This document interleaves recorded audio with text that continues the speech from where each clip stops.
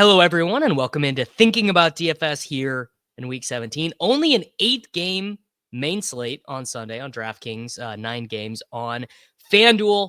It is not a particularly appetizing slate, which just creates more opportunity, more ways for us to find some shippers, which is exactly what Jakob Sanderson and I are going to do.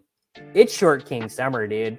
It just feels like no one in fantasy sports ever learns anything. Does he mistime it, or is Brock Bowers just a grown man? Brock Bowers is just a grown man. Dare I say, Rich, football might be back. In the words of Lane Johnson, this offense looks constipated. It's Short King Summer. All right.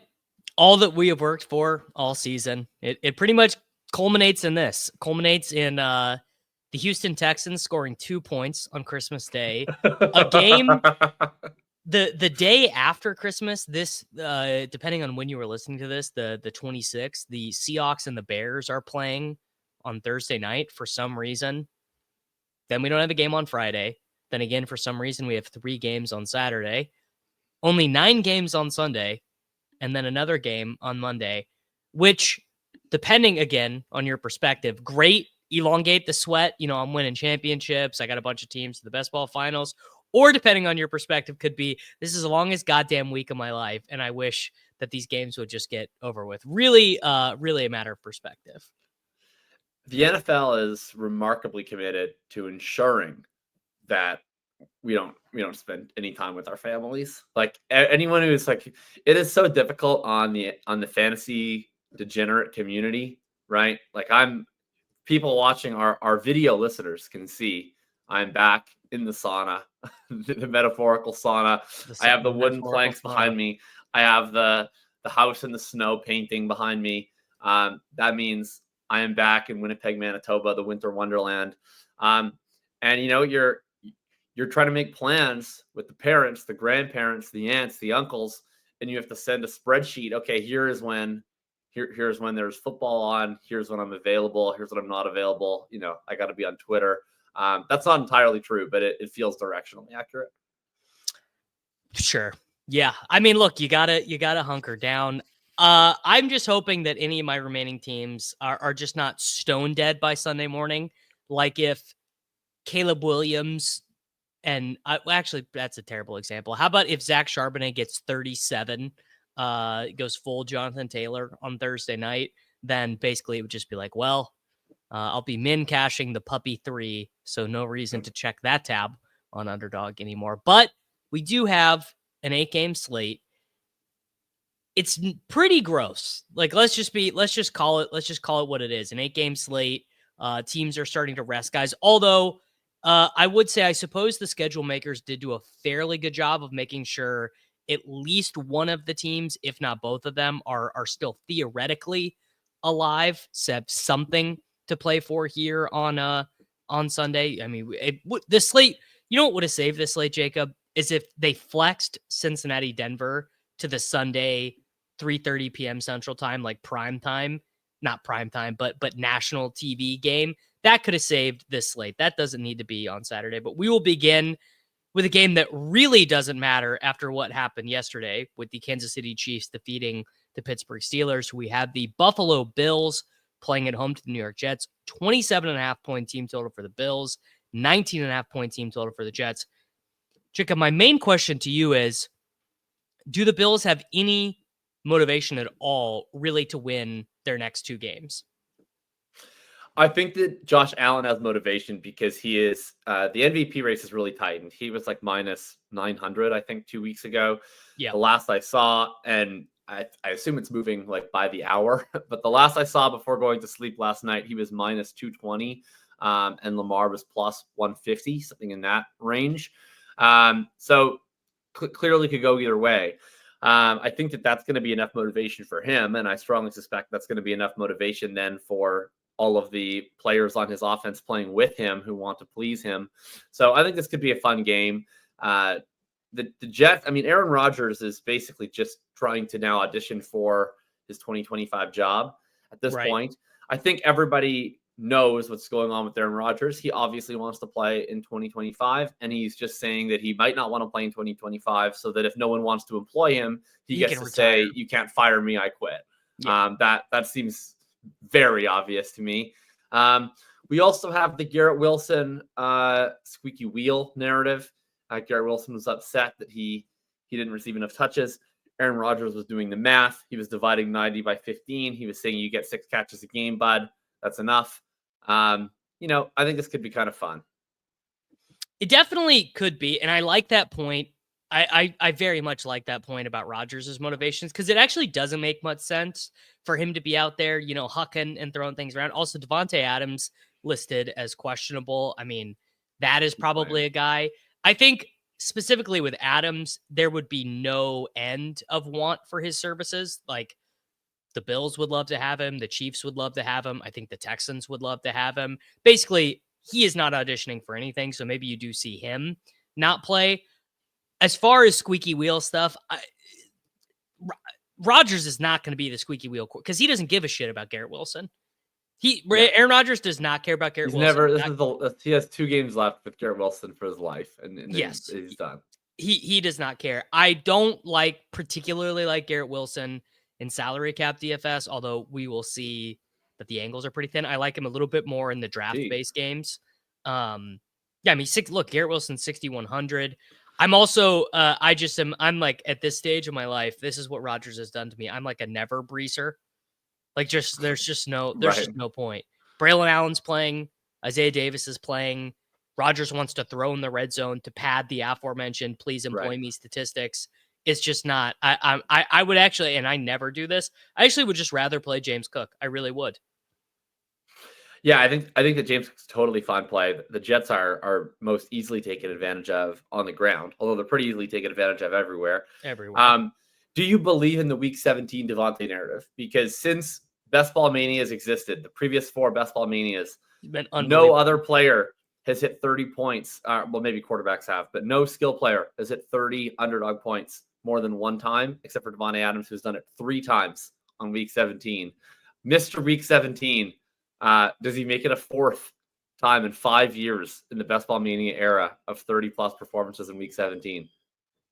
I mean, honestly, I hope so.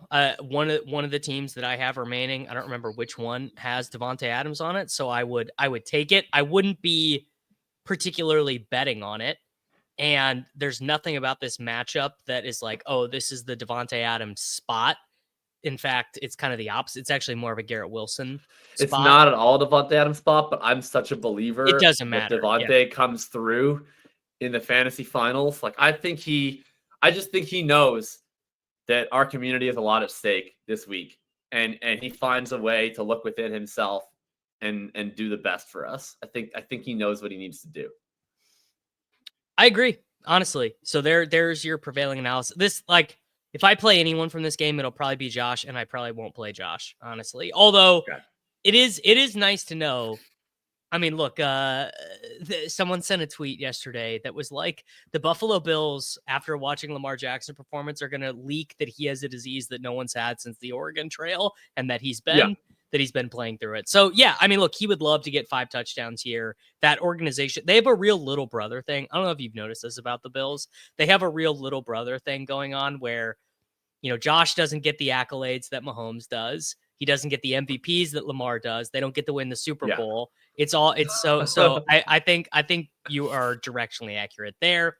Last week's sloppy game with the Jacksonville Jaguars, I suppose Brian Thomas got there. Both of the running backs got there. Bowers got there. Jacoby Myers did not get there. But this week we have the Tennessee Titans getting that slop game. Pretty low total here, only right about 40, 39.5, depending on your book. The Titans, the Jaguars, but we've got what would Brian Thomas have to do to get priced up to $7,000 DraftKings dollars? I mean, it's unbelievable. Yeah, he's going to be mega owned, and it's honestly pretty deserved. I appreciate that Doug Peterson's final act as an NFL coach is just to funnel a 40% target share to Brian Thomas Jr. That's awesome. The other player in this passing game that might be owned even a little bit is Brenton Strange, but I don't He know got what to make of benched for him because he got fumbled. benched for fumbling. Yeah, I was just gonna say he fumbled towards the end of the half and then got benched for it, which is, I guess, Doug Peterson's other final act as coach in the NFL. It's just to bench exciting young players for no particular reason. So we'll see what happens with him. Yeah, this game is kind of weird. The Titans' backfield is interesting. Tyjae Spears has gotten there now 2 consecutive spike weeks. Of course, that was after all of my 20% owned Tyjae Spears best ball teams were eliminated. So not helping me a lot in the playoffs after not helping to advance maybe more than 2 of those teams to the playoffs. But thanks, Tyjae, for that. I don't entirely know how much of this is real. So Pollard was still playing a lot in the early portions of each of these games. Spears maybe mix in a little bit more than he was previously, but he had always mixed in a little bit. He's like getting re-injured. Yeah, and it's just that. So really, I think it's partly I think that Pollard's banged up, and it's partially just that they've had this extreme negative game script the last 2 weeks. And Spears, I think, has mostly put up his numbers in the fourth quarter in these comeback modes. 2 weeks ago, that was all in the passing game. Last week, he randomly got 2 fourth quarter goal line touchdowns. So I don't know how much to actually read into any of that as being what their plan is. I think that their plan is still Pollard, and they just wind up getting down 30 points. I don't think they're going to get down 30 points to Mac Jones. So it wouldn't surprise me if this is just right back to Tony Pollard, unless Spears has really showed them something that makes them go more 50-50.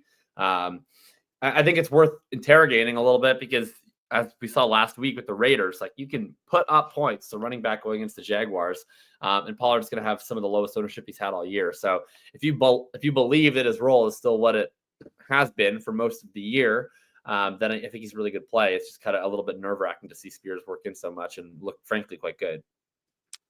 Yeah, and look good at the goal line too, in a way that I wouldn't have really expected. Guys reaching the ball over the goal line. It's kind of, it is the best 2 consecutive games of Spears' career.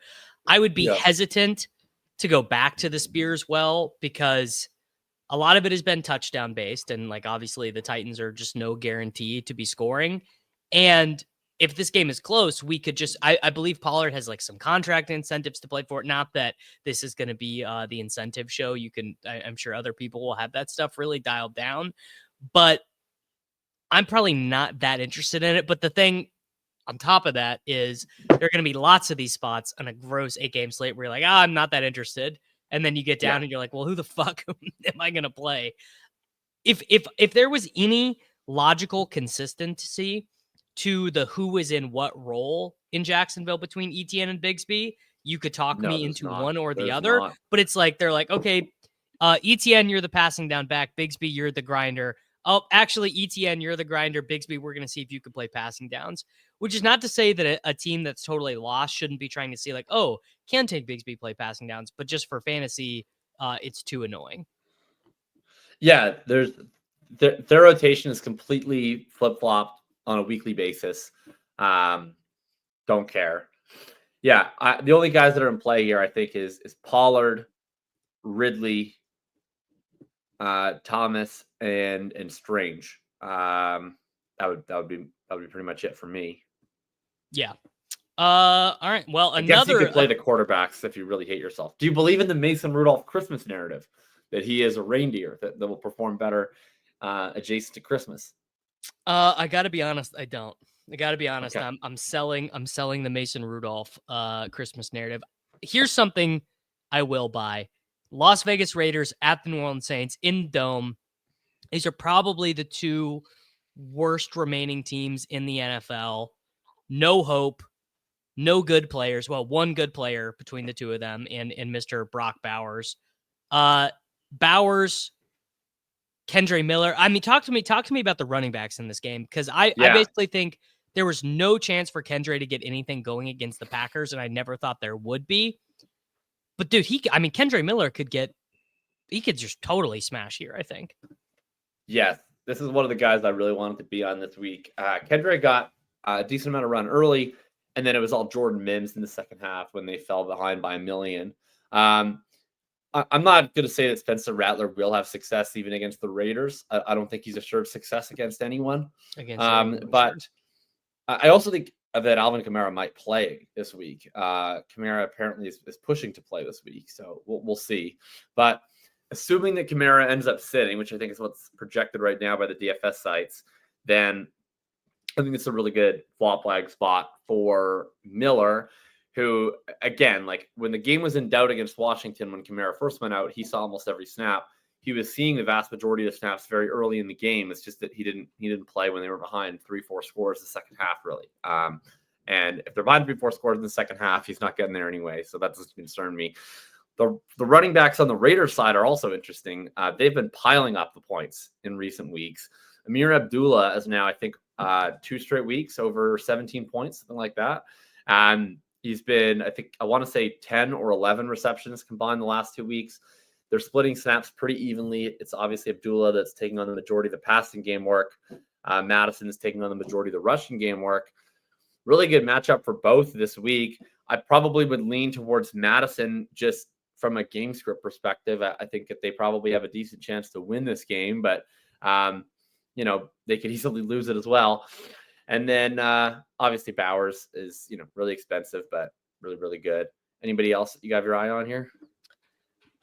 I guess just more holistically, I think steering into the skid of this game, you're punished less for the uncertainty because there are just fewer like premium options. You're not like if you played a Aiden O'Connell, Brock Bowers, Alexander Madison team, you're not giving up like 1 billion points for projection like you would have been last week. It's just a little bit, it's much less thin.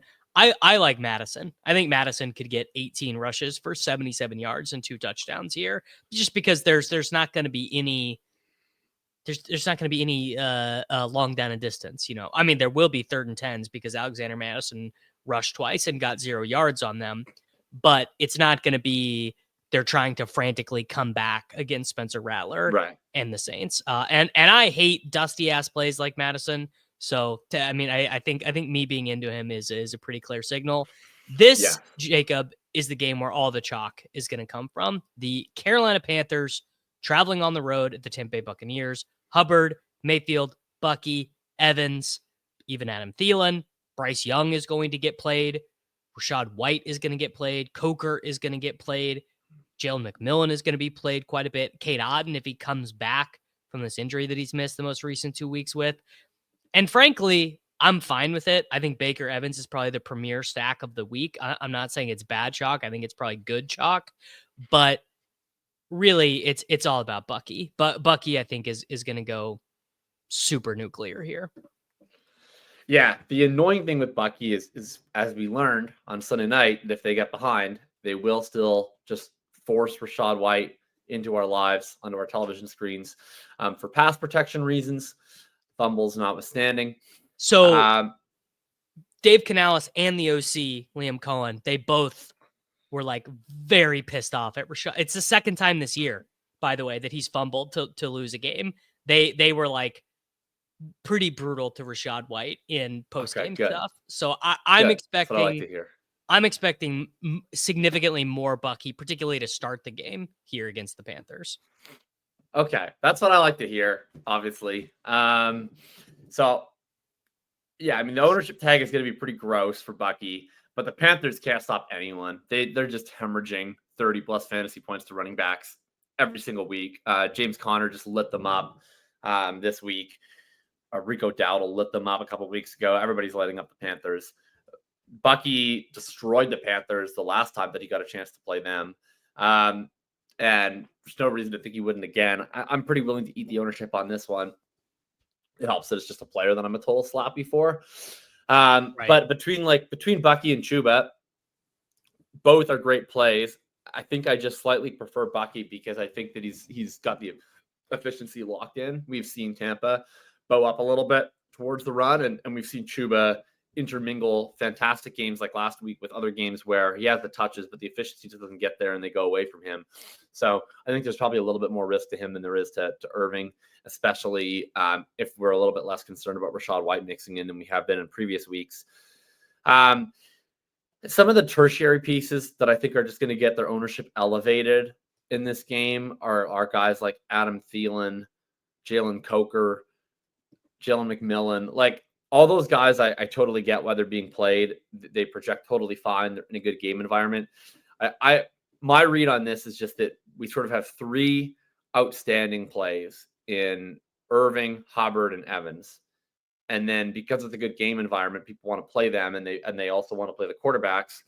And then they're kind of dragging up all these other secondary and tertiary wide receivers that are probably like good plays at 10% into being like kind of somewhat questionable 17 to 22% plays. I'm probably going to avoid those guys because I just don't know that they're meaningfully different than other 4 to 6K wide receivers I can play in other games. I agree with that. Exactly. Like Jalen Coker versus A.D. Mitchell, very, very similar. Very similar ranges there, I think. Like McMillan, look, I love Jalen McMillan. He's at a very strong second half, post-bye area of the season, really out-targeting Sterling Shepard. Shepard got banged up in that game against the Cowboys, but if he is going to be the most owned player under 5,000, I don't love that. Coker also does not, he almost scored a touchdown last week, and I played some of him last week, but like Thielen is the target earner. Thielen, it's like, and I don't, if Leggett plays, that makes me like Coker even less. I actually would be kind of into Leggett. But yeah, Baker, Evans, Bucky. I think you can play them all together.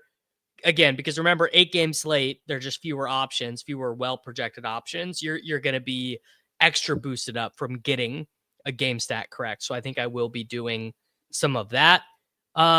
Another fairly interesting game, the Dallas Cowboys at the Philadelphia Eagles. Right now, projections kind of have Jalen Hurts in. And by the way, after watching Zach Ertz come back from a concussion in 5 days, I think it's probably right. Barkley is projected as like quite chalky this week, and he should be. And the Eagles, by the way, are in a similar way to the Chiefs yesterday, very motivated to win this game so that they can rest everyone can get 2 weeks off basically until their playoff game that they'll be hosting. So I like Barkley. I like Hurts. I love AJ Brown. Last week, Jacob, 2 players got more than 1 target, Devonta Smith and AJ Brown. And if you include defensive pass interference penalties or defensive holding, I think AJ Brown saw 20 targets if you include penalties drawn. So if you're looking to leverage off of Chalk Saquon, boy, do I have a guy for you. And also, let me ask you this. Do you think there's anything to the idea that you would rather play Brown with Pickett than Hurts? Not because he's better. I'd way rather play Brown with Pickett than Hurts. But because like by a mile. Worse. Yeah, he's actually worse. By a mile, I'd rather play Brown with Pickett than Hurts. First of all, like I think that Hurts is bad. Second of all, Pickett's not going to scramble. So all those dropbacks, those are turning straight into pass attempts. Also, Pickett doesn't know how to read the field. So all he gets is the play, and he's like, oh, is my first read AJ Brown? Well, I'll throw it to AJ Brown. Oh, he's covered? Well, I'm going to throw it to AJ Brown. And it's awesome. And honestly, that's a pretty good plan. If I was like, I thought about it. If I was playing quarterback for the Eagles, like me, Jakob Sanderson, with my current set of skills, which are not very many, and I was like, I have to play quarterback for the Philadelphia Eagles. Like, what am I going to do in this situation? It's like, well, I guess I would just throw it to AJ Brown over and over again and hope that he makes good plays. And I think Kenny Pickett has the self-awareness to realize that was his best shot, right? It wasn't going to be getting to the backside dig. So shout out to AJ Brown. He's probably happier with Kenny Pickett also than he's ever been with Jalen Hurts. Oh, got for like 71% target share. That is 100% like, true. This is the best. This is the best. I love this. This is appropriate. Actually, this should be the floor. I should get even more targets. So I love that. Yeah, very into AJ Brown if it's Kenny Pickett. Obviously, I'm interested in Saquon Barkley regardless. And then the one guy I'd probably avoid here is like both for matchup reasons and for he seems to re-injure his shoulder on a weekly basis reasons, I'm probably not that interested in playing CeeDee Lamb. So I'm more interested than you in playing CeeDee Lamb. He had a great, I mean, he just likes to play football. I think, Jacob, I think it's hard for a soft desk jockeys who, our day is ruined if we get a paper cut. I think it's very hard for us to understand the mentality of these guys. We've seen this repeatedly this year. These dudes do not care. They just want to play football. Trevor Lawrence recovers from a concussion and like a separated clavicle on his non-throwing arm and is like, dude, I can't wait to play for this dog shit, dead in the water, my coach is getting fired team. Like these guys just want to play. And Lamb is 7,400, insanely cheap for his target profile. And like, I think Cooper Rush is obviously terrible, but at least he, very similar to Pickett, knows where his bread is buttered. Cooper Rush is not trying to feed Brandon Cooks. Even Jake Ferguson, who Dak loved to throw to, he's like, Jake who? I don't know that guy. I know one guy. Named Sedarian. I mean, look, if you told me that CD was going to play the whole game, sure. I just like, how many games is it now that he's like landed on the shoulder, winced, and then he's like on the sideline for half of the second half? Like that's at least 3 now with the same injury. There was the Atlanta game, it was the New York game, and then the Tampa game. Like it's getting to be a point where like he's playing every week, but like, you're only able to project him for 3 quarters because he ends up leaving. Yeah. Like it seems like it's a 50-50 shot. He's just going to piece out of the game. Maybe I'm just triggered because I needed, like I was projected to win a few different dynasty matchups if he had just played the second half and then he's standing around. But I don't know. It's an element that I don't need to have in my life personally this week. I also am not that into the Rico Dowdle. Like, see, I was going to say I'm pretty into Rico just because. Like he can get 14 and a 25-point blowout loss. You can, but do you want 14? I mean, it's a smaller slate. In the context of this slate, you might just take it. Yeah. Yeah, I guess on a smaller slate, I don't know. I think that the Eagles defense, I think, is pretty legit, and I think that they're just gonna shit kick the Cowboys, to be honest. Like I don't know. The 16% Ferguson, 14% Dowdle, 12% they might score 3 points. Yes.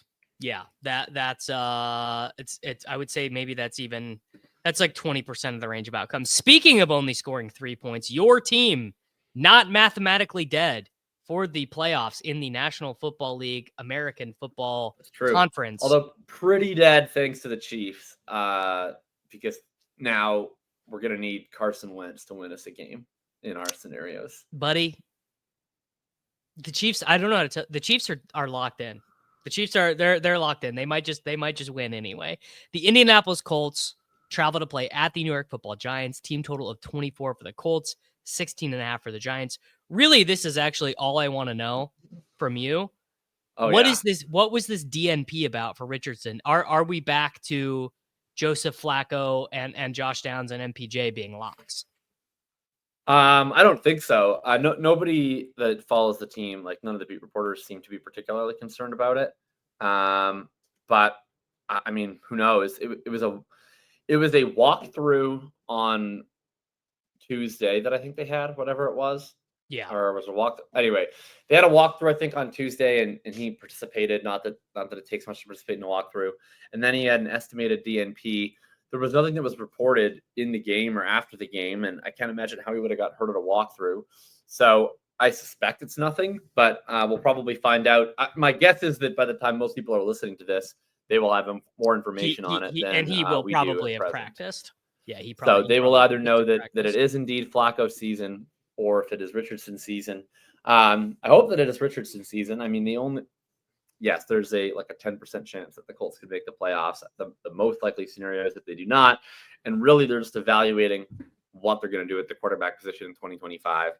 I mean, the thing I would do here, I play this guy almost every week. But like, in an 8-game slate, and this matchup against the Giants, coming off of 203 performance, like I'm gonna continue to ride the wave with Jonathan Taylor. He looked bad in the middle of the season when he was recovering from high ankle sprain, but every other time that he's been healthy this year, he plays like 92% of the snaps, and he looks awesome. I understand he's never going to catch a pass. Like Derrick Henry and Saquon Barkley don't catch passes never. either. And he gets the Giants, who are a tire fire. Like no team has ever quit harder on a season than the New York Giants. Yeah, I'm not even into Neighbors this week or Tracy. Like assuming Tracy's healthy, I just like the floor for Neighbors is pretty strong, just because he is the first read. They should just rename first read target share Neighbors share. Like he is the first read on every play the Giants call. Probably that's the only way to like keep him happy in the context of what's going on. But it just feels like it would be so hard for him to get 30. Like it would just be so hard for him to get 30. Yeah. No, because he's going to get like 17 targets and catch 8 of them for 67 yards. Like it's just bad. Yeah, I mean the Colts are going to win this game. I know that we're not very good, but they're going to win. They're going to win this game, and they're going to win it fairly easily, I think. And I think that Jonathan Taylor's going to have a massive performance. I think the biggest threat, of course, to Jonathan Taylor's touchdown equity is just Drew Lock put the defense in the end zone. Oh yeah, it's our quarterback and it's the other quarterback. That killed Penix. Penix probably would have had a pretty decent fantasy game because the Giants as we mentioned, they had just completely given up. But now with it was impossible. All right, you can only play one. You have one entry in the SPY. This is the only contest you're allowed to play this week. Yeah. Are you playing Richardson or are you playing Taylor? Taylor.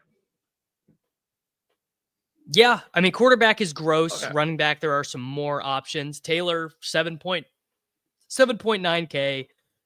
He is just going to run downhill the entire game. You know what? I probably agree with you. It's more of a Taylor wants to go. Steichen wants to go 9-8. Like whether that's playoffs or not, Steichen wants the winning season. I think that the way that I view this year for the Colts is like the beginning of the year. Steichen was like, I want to develop Anthony Richardson, and they called a pretty standard passing game with him. And obviously it didn't work very well. He gets hurt. Flacco comes in. Richardson comes back. They're having all these issues. And then, I think number one attempt to like, screw it, let's just try to win games was Flacco. That obviously really doesn't work. So then they have to go back to Richardson. But the approach to Richardson since his benching has been like, we're no longer interested in development. We're just going to try to win games with Anthony Richardson the best that we can, which is like, we're going to hand the ball off a million times. We're going to run him a million times, and we're going to throw only when absolutely necessary. So, whether that means that they've already given up on Richardson or they're just going to try and develop him in the offseason. But like at this point in time, I don't think he's necessarily playing better. I just think that they're calling far more of a Richardson focused offense. They're just doing what he can already do. Yeah, so like especially in a game against the Giants where they don't have to throw, like it's going to be, I think, similar to last week where Shane Steichen's ideal plan for this week is 30 Taylor carries, 10 Richardson carries, 10 Sermon carries, 10 pass attempts. Yeah. Honestly, I think you're probably correct. And then you can do Downs, you can do Pittman with him. I don't know if you have to. You're definitely going to get some of them. Like if you run, like the way I do optimals is I run with quarterback, wide receiver stack forced and then sort by sim ROI. And you're actually going to get a lot of Downs Pittman there, which is not to say you should do it, but you can. God, this slate is you could maybe do Downs because he's 4.8 and it's a small slate. And Pittman's 4.7. Yeah, but he's terrible. He's so bad. I would like maybe you could do Downs because he can at least like he did last week, right? He breaks a tackle on a screen, score all on your own, 30-yard touchdown. But yeah, I mean Richardson. If you're playing Richardson, you want the key is you want 60 and 2 on the ground, right? So then you're sitting at 18 points, and then all he needs to pass for is like 101, and all of a sudden you're now at 26 points, and you're where you need to be. But it's the ground that you need because I don't think he's going to pass that much. No. Any passing is going to come in the the first half. All right. Correct. We're already to the afternoon game. Somehow we've decided every game on the slate is bad and we're not really that into anyone. And now we are on to the afternoon games, of which there are two. The Miami Dolphins traveling to play at the Cleveland Browns. Don't believe it's been announced who's going to start yet. I'm assuming it will be DTR because I don't think you bench Sheamus and go back to him. I don't know. Maybe you do. But really, it's a question of so let's say the Dolphins know the Colts win at noon. Does that change their game plan? Because I believe that eliminates them, correct? Nope, does not. They need the Colts to lose one of their last two games. One of their but it last doesn't need two to games. be this one.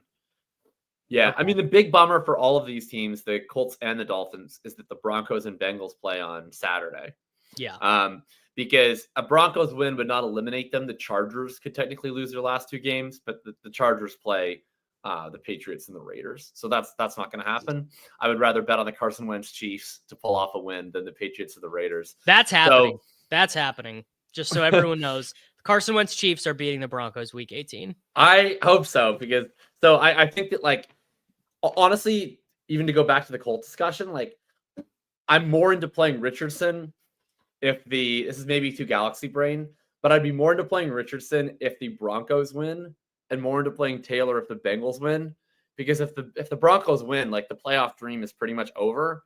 And at that point they might be like, sure, Anthony, fuck it. Like, throw a little more. Whereas, like, if the Bengals win and it's like, we can make the playoffs, like, we're not putting the ball in Five's hands. Like, that's not happening. So, I don't know if there's any corollary to that with the Dolphins. I think the Dolphins are kind of just like, they seem like they've kind of accepted their fate and are just kind of having fun with it at this point. Yeah. It's every throw to a like lowest time to throw in the NFL. Worst offensive line, but you have to run A-Chain every once in a while. A-Chain gets tackled immediately, contacted behind the line of scrimmage. So then you throw A-Chain the ball. He averages about 7 yards per reception. Then A-Chain scores to end the drive, or Jonnu scores to end the drive. Or if you just get bored or Tua misses his throw, then you just kick a field goal. You get your 24 points at best, 19 points on a bad week, and then we move on. I'm not playing Jerome Ford. I'm not playing DTR. I'm not playing Judy. I'm not playing Njoku. I'm not playing Tillman. I'm not playing Jalen Waddle. Jonnu and A-Chain, and I suppose Tyreek. I mean, so here's the deal with Tyreek. The deep balls, they're done. They're gone. They're not coming back this year. Maybe they come back next year. What about the Browns, though? The single high Browns. But here's what he can still do that he has not done. Throughout his career, if you think about some of your favorite Tyreek highlights, not all of them are him tracking the ball and getting in between a defender and catching it 40 yards down the field. Some of them are 7-yard crosser, safety takes a bad angle, boom, gone, over. No, the corner is not catching up with him. He's not done one of those all year. I'm not saying it's going to happen, but it certainly could. And at every integer his price moves down, the more interested I become. In fact, Tyreek's price now is at a place where, like, 77 for 80 yards and 1 is, like, not even a killer. Like, 7 catches, 80 yards and a touchdown is, like, pretty fine for $6,900 on DraftKings. Yeah, you'd take that. Yeah, I'm very into Tyreek this week. I think that, the Browns have unique defenses. There's not that many defenses that still play that middle field closed. We're going to have the bare front, and the Browns still do. I think it's one of the few teams that the Dolphins might be able to do some of their old tricks with. My expectation would still be that Waddle misses this week, so I think it's going to be Solo Hill as the wide receiver 1. And I have not been, like, martingaling Tyreek Hill every week. I've played him very little this year, so I've been too busy playing Jalen Waddle. So this would be the week that I think I'm going to get in on some Hill. And I think on the other side of some of those Hill lineups, I don't really know why the projected ownership is so bad for Jerome Ford. I was very, very into him last week, and he hit. And the matchup's not as good as this week. It's not the Bengals, but, like, he played 80% of the snaps. Deontay Foreman lost a fumble on the 1-inch line, and then I don't know that he was ever heard from again. And Ford played tremendous. He was the only player of the Browns offense, really, that played effectively in that game. DTR is really bad, but he does open up the run game a bit by being mobile. And then he does seem, for a mobile quarterback, quite willing to check down. Like, I don't know how many catches Ford had, but it felt like every 10 minutes he looked and he just caught another 5-yarder. So I'm pretty into him at very low ownership. And he's a guy, too, that has the speed to break off a long one and find a real ceiling. We've seen him hit that in week 17 last year. So I'm into Ford. I'm into Hill.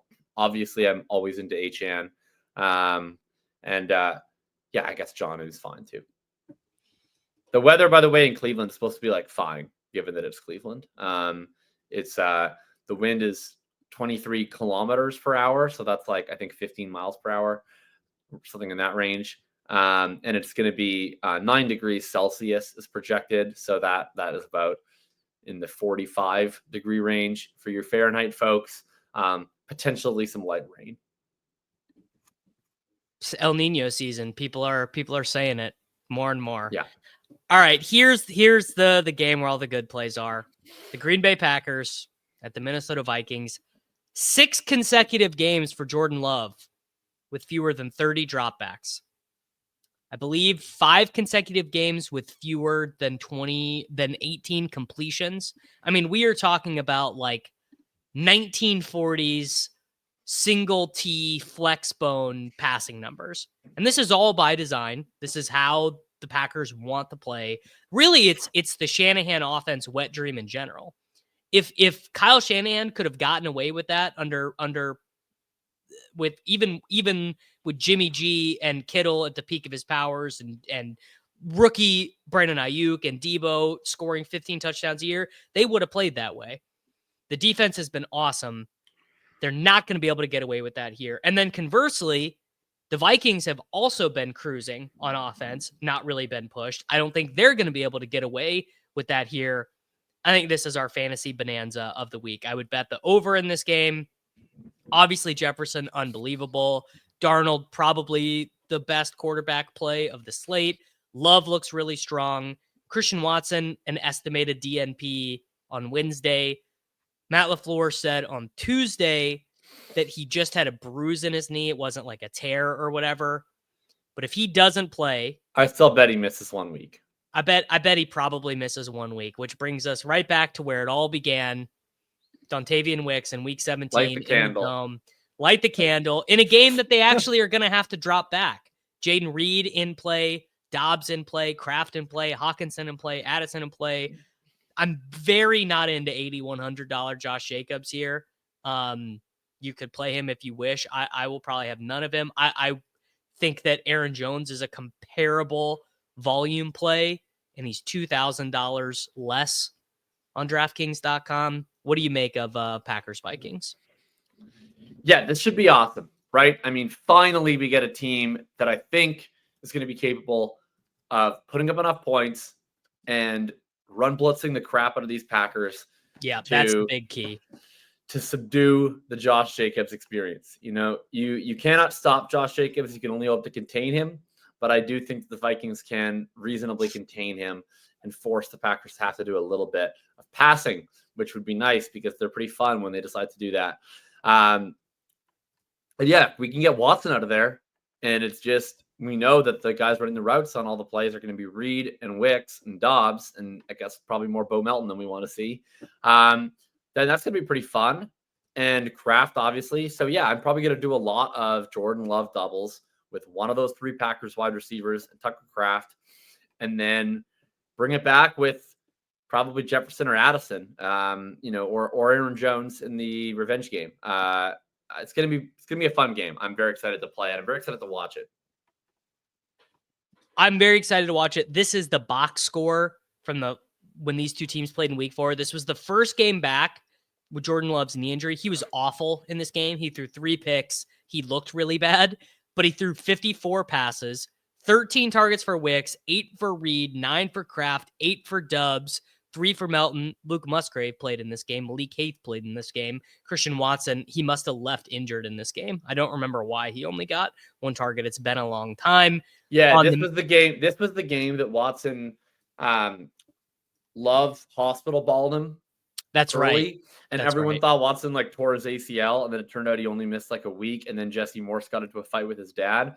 That all started in this game.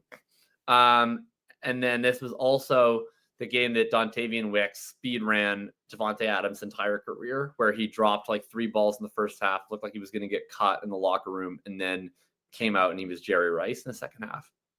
Yeah. Yeah.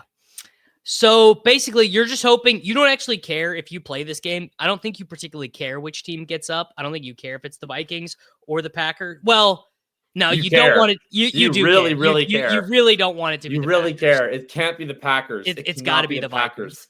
It's got to be. It's got to be. Sam Darnold. Bootleg right. Safety takes a bad angle. Justin Jefferson, 65-yard touchdown. Jordan Addison. Actually, Jordan Addison gets the play action stuff. I believe Jordan Addison leads the NFL in percentage of his targets that come off play action passes. I believe that. It is so funny, by the way, that we have one of these teams quarterbacked by Jordan Love. The other one is quarterbacked by Sam Darnold. And we're like, the Vikings need to get ahead because they will keep passing. If the Packers get ahead, it's over. They will never pass again. Like it is, I don't think that's how we would have expected this game script to be prior to the season, but it's very much the case where the Packers have completely turned back the clock. The Vikings, either despite or because of Sam Darnold, depending on your perspective, they're just going to be fun at all times. They don't care. They're always throwing. They're awesome. I love the Vikings. I hope that they're up 14-0 at the end of the first quarter. I think that's definitely your hope. And I'll be playing into this chalk. Jefferson, dude. If Watson misses, the Jordan Love, Jaden Reed, Wicks stack is like free. It's just it's beautiful. And I think you're probably right. I don't think Watson will play. It would be very out of character for him to return from a 1 week. Actually even a short week because they played Sunday night, leg injury. All right, let's build a lineup, Jacob, and then we will get ourselves out of here, and you can get back to your Boxing Day holiday. You are a guest on this program. You can select first. All right. I will select. You know what? It's Boxing Day. Let's just have fun here. Let's get in the Christmas spirit.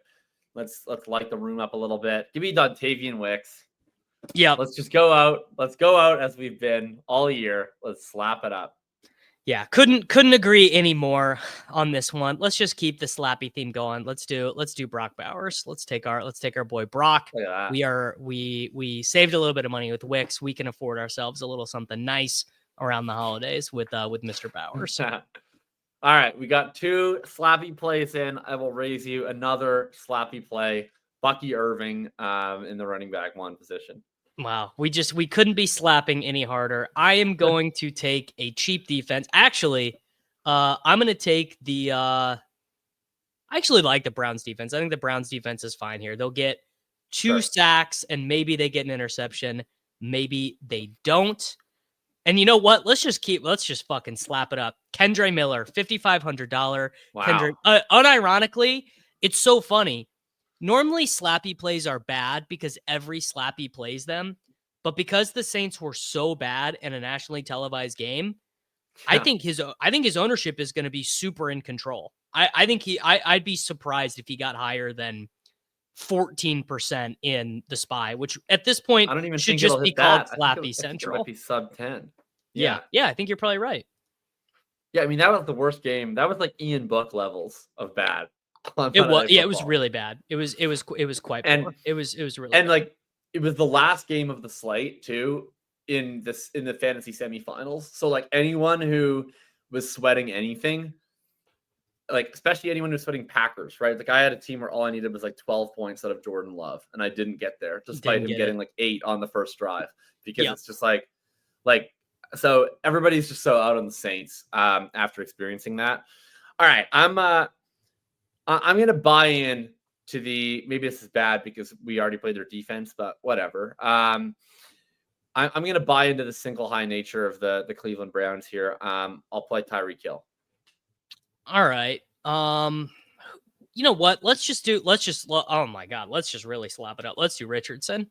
So we've got Richardson, Bucky, Kendre, Wicks. I believe in you, 5. Tyreek, Bowers, and Browns. We have $12,000 left to fill a wide receiver and a flex spot.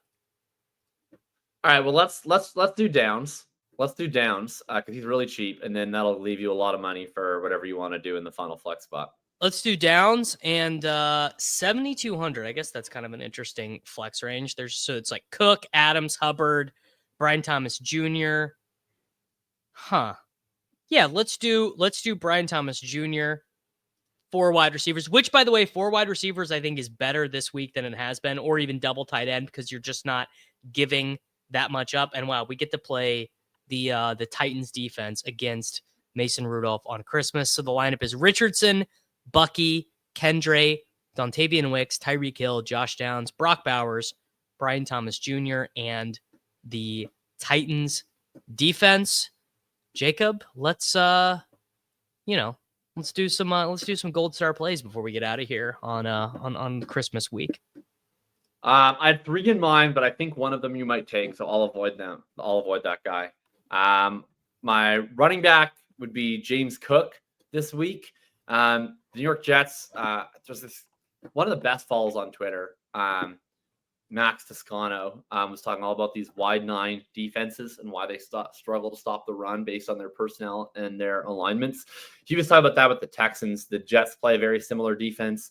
I think that helps explain why they've been particularly poor against the run this year.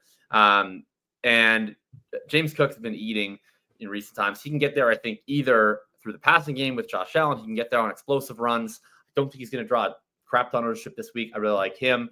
And then my wide receiver play is going to be Tyreek Hill. I think this is a matchup for him that's going to be pretty appealing for him to get there. I think they're going to want to get him going in this spot. Still doesn't have Waddle. I will take one shot on a sub 7.